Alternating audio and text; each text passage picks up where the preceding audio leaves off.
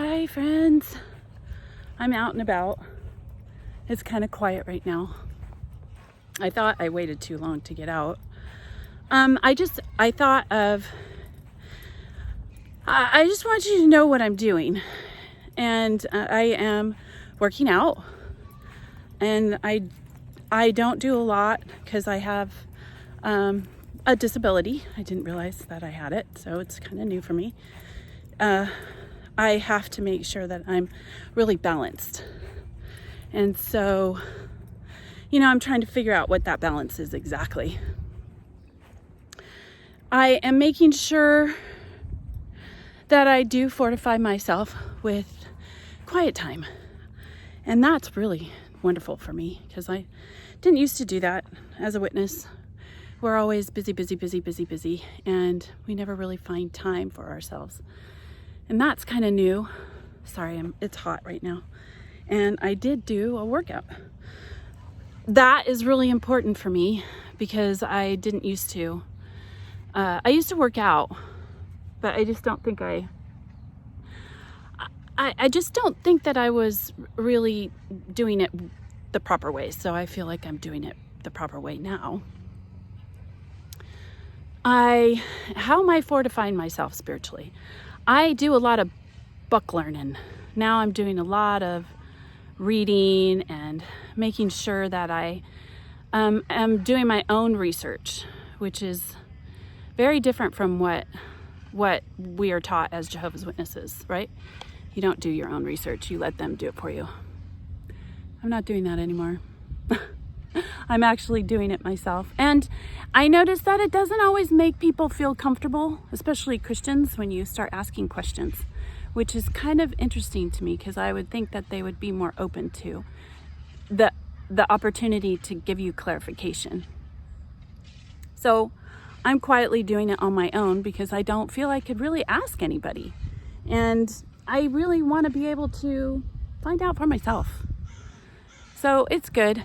I'm doing that. I still do my Bible reading. I still do my prayers. I just don't have a group of people that I do them with per se. And when I do, I find that I'm very disappointed in behavior. And, it would be one thing if people just let you live your life, but generally people always want to give you some type of rule. And I'm, like I told you, I'm a homeschool mom. And there's this really neat mom, and she's on YouTube. I can't remember what her name is. But she is really informative. I'll put her on a link. And of course she's Christian based, but I just think it's nice to pull what you need from whatever you're looking at or listening to. And she talked about self-government and self-governing. So I do believe humans have that ability to govern themselves. They don't really need people to tell them what to do. And every time people do tell you what to do, it can be very disappointing because they're not necessarily doing what they're on the pulpit teaching for other people to do. So, yeah. And I'm still going over information with my girls. So whatever I find informative, I make sure I take my family along with me. And I also find that my family or my girls are a lot smarter than I am in a lot of different ways. So being able to ask questions and get everybody's input in the family is very helpful. I like that. I like that I've never been one of Jehovah's Witnesses, I don't feel. I didn't plow that information into them and not expect to be given a different line of thinking. So my girls had a thinking of their own, which was very helpful in my exiting because they saw a lot of things prior to what I was ignoring, because I was ignoring a lot of things. It's sad. Now I look back and I see how much I ignored and how detrimental it was for me and for my family. So I don't want to ignore anymore. I want to make sure I look at things and get a healthy perspective and So what might be good for me might not be good for you. And I understand that. I think, but that's the beauty of having your own opinions and being able to voice them. I mean, as one of Jehovah's Witnesses and as a woman, we're not allowed to voice any opinions, especially to other people in the congregation. It's very quiet. You're not allowed to do that. I mean, and if you do, you're hoping that when you talk to the person that you're talking to, it's not someone who's going to go and tattle on you. So that they would just see you as just discussing something that you need clarification on, or you want somebody to talk with you about. Yeah, so I hope this helps you on your healing journey. We had an incident yesterday. It was kind of scary. We went to the hospital. My husband went into the emergency room, and when bad stuff happens to you as one of Jehovah's Witnesses, you have a big, huge portion of individuals that are willing to, come over, but they're not really there to stay. They're just there to give you a pat on the back and say, oh, you can keep going. It's the new, things will get better. And we don't have a support system like that. But I do have wonderful people out there. And I'm grateful to the ExJW community. And they're very helpful. They are open to talking to people and telling people certain things. And I just want you to know, when bad stuff happens to you, it's not because you did anything wrong. It's because we live in a society where it's not easy to live. It's gotten a little bit more difficult for everybody, especially if you don't have health insurance, right?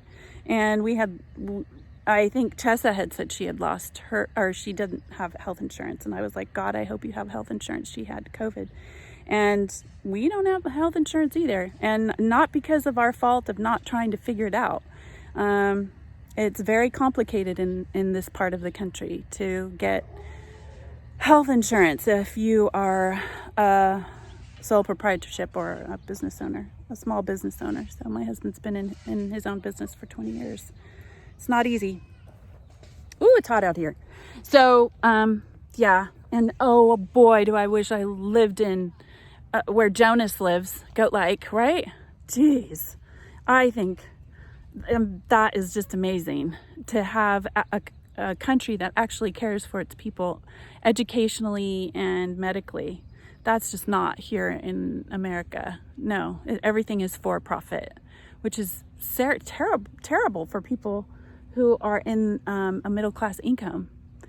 So, yeah, and that's where we kind of fall.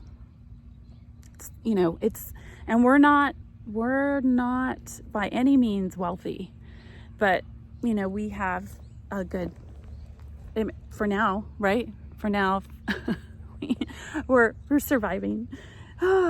It's warm, and like I said, I did my workout. So anyway, I hope all is well with you. Please don't feel like just because you left the organization, bad stuff is happening. Good stuff is happening to people too. And there's other ExJWs that show you their life, and they have a good life. And you just keep going. It's one day at a time. Don't worry about the future. And I love that we read about in Courage to Change. Don't wait for someday. Don't wait for someday. If you're young, go get yourself a nice job with good money and good health insurance. Don't wait. Make sure you have a family, have your children. Make sure you enjoy your life while you're here. Don't wait for someday. Enjoy it while you're here, because life is short and you never do know when things are going to change for you. So, yeah, that's my encouragement for you today. I hope you're having a good day. I hope your families are doing well.